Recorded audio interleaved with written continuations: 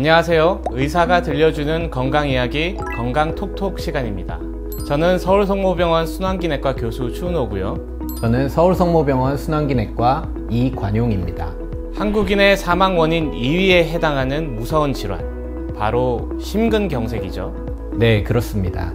다행히 응급처치로 생명은 살린다고 해도 치료가 늦어지면 늦어질수록 평생 후유장애를 안고 살아가야 하기 때문에 더 무서운 질환이라고 할 수 있습니다. 그런데 이런 심근경색도 미리 예방할 수 있는 방법이 있습니다. 건강톡톡, 오늘 이 시간에는 심근경색 어떻게 하면 겪지 않을 수 있을까요? 를 주제로 말씀 나눠보겠습니다. 네, 일단 심근경색이 어떤 질환인지부터 알아보겠습니다. 심장은 전신에 퍼져 있는 혈관을 통해 혈액을 공급하는 중추적인 역할을 합니다. 이런 심장도 피를 공급받는데 크게 세 가닥의 관상동맥을 통해 필요한 산소와 영양분을 공급받습니다. 하지만 나이가 들면서 심장 혈관의 가장 안쪽 막에 콜레스테롤, 기름이 침착이 생기는데요. 이를 동맥경화반이 생긴다고 합니다. 이 동맥경화반이 점점 커지면 혈액이 흐를 수 있는 혈관 통로는 점점 좁아지면서 심장 근육으로의 혈액 공급이 부족해지는 상황, 즉 협심증이 생기게 됩니다. 시간이 지나면 동맥경화 부위가 서서히 완전히 막힐 수도 있고 동맥경화반이 갑자기 파열되어 생긴 혈전으로 인해서 혈관이 갑자기 막히게 될 수 있습니다. 이렇게 혈액을 공급받지 못한 심장 근육이 갑자기 괴사되는 것, 이것이 바로 심근경색입니다. 사실 그래서 협심증 단계에서 병을 잘 진단하여 조치하면 심근경색으로 진행되는 것을 막을 수 있지 않겠습니까? 네, 맞습니다.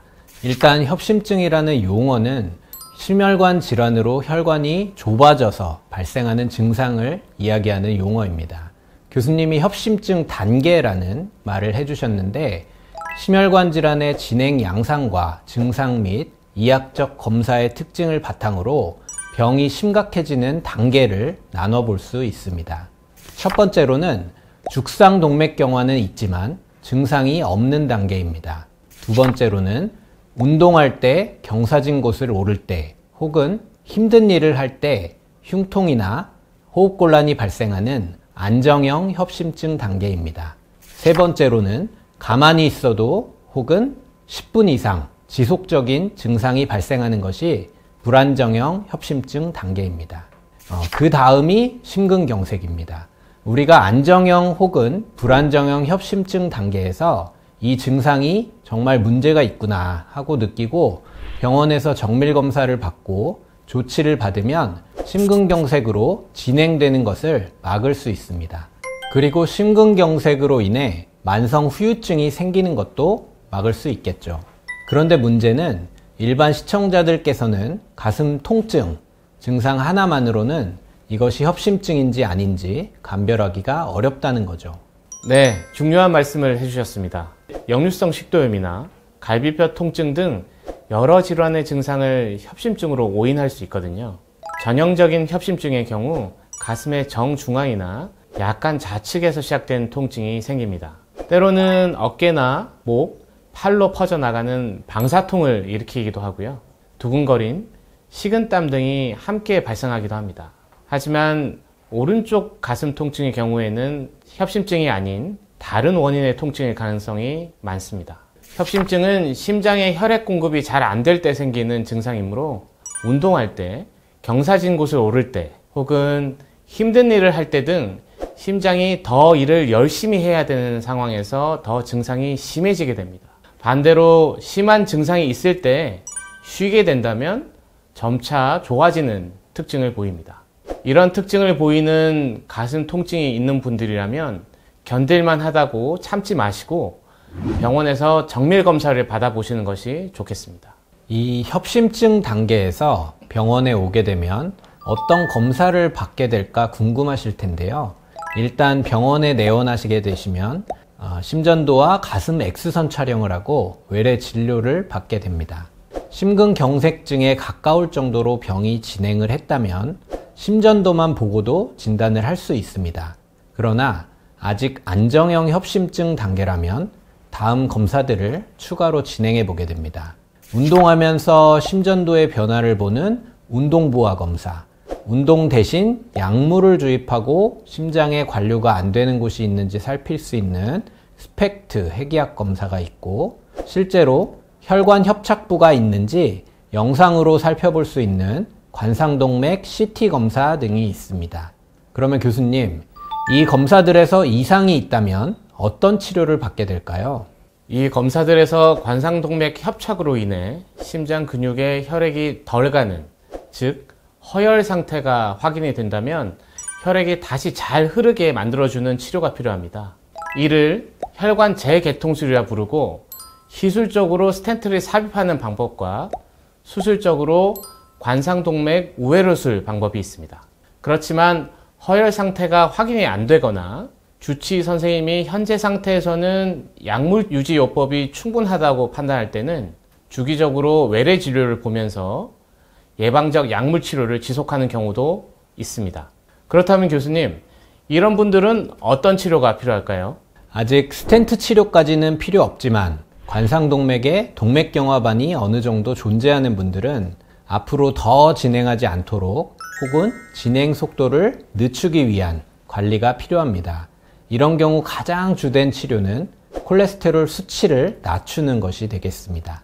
혈중에 돌아다니는 콜레스테롤의 절대량을 줄여주게 된다면 혈관 내벽에 쌓이는 것도 자연스럽게 예방해 줄 수 있겠죠. LDL 콜레스테롤 수치는 낮으면 낮을수록 심혈관 질환 예방에 효과적입니다. 어디까지 낮추는 것이 적당한가에 대해서는 의료진에 따라 이견이 있는데, 기본적으로 국내에서는 한국지질동맥경화학회에서 마련한 치료 지침에 따라서 관상동맥 협착이 중등도 이상 있는 경우 LDL 콜레스테롤 55mg/dl를 기준으로 삼습니다. 약물 치료의 핵심을 잘 설명해 주셨는데요. 또한 이런 환자분들은 생활습관 개선이 반드시 동반되어야 합니다.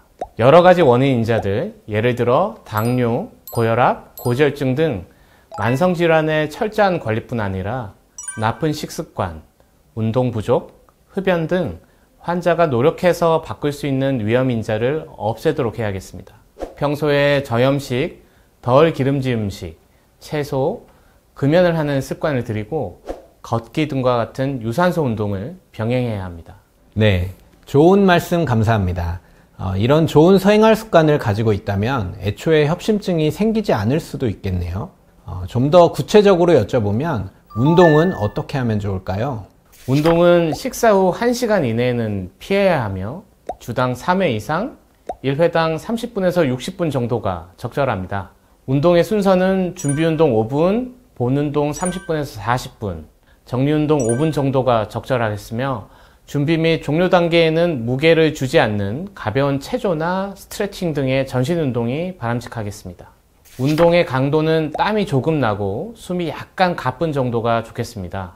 또한 한파 속에서 갑작스럽게 하는 운동은 심근경색의 위험을 높일 수 있으므로 겨울철에는 실외 운동보다는 실내에서 운동을 하시는 것이 더 도움이 되겠습니다. 그리고 담배와 술에 관해서도 교수님 하실 말씀이 많으시죠? 담배는 혈관을 수축시키고 심장을 불규칙하게 뛰게 만드는 부정맥이나 피가 뭉치는 혈전을 유발하기 때문에 심혈관 질환이 있거나 위험 요인이 있는 분들은 꼭 끊으셔야 합니다. 또한 담배는 동맥경화증의 대표적인 유발 원인이고 돌연사의 중요한 원인이기도 하므로 반드시 끊는 것이 좋겠습니다. 술은 마시게 되면 심장에 부담이 있게 되고 가능하면 들지 않는 것이 좋겠지만 일상생활에서 소주 한 잔이나 포도주 한두 잔 정도의 반주는 괜찮겠습니다. 네, 오늘은 심근경색 어떻게 하면 겪지 않을 수 있을까요? 라는 주제로 건강톡톡 이야기를 나눠보았습니다. 질병이 생겼을 때 빠른 진단을 통한 치료를 하는 것도 중요하겠지만 심근경색 그리고 그 전 단계인 협심증, 동맥경화가 근본적으로 진행하지 않도록 하는 관리 방법이 더 중요하겠습니다.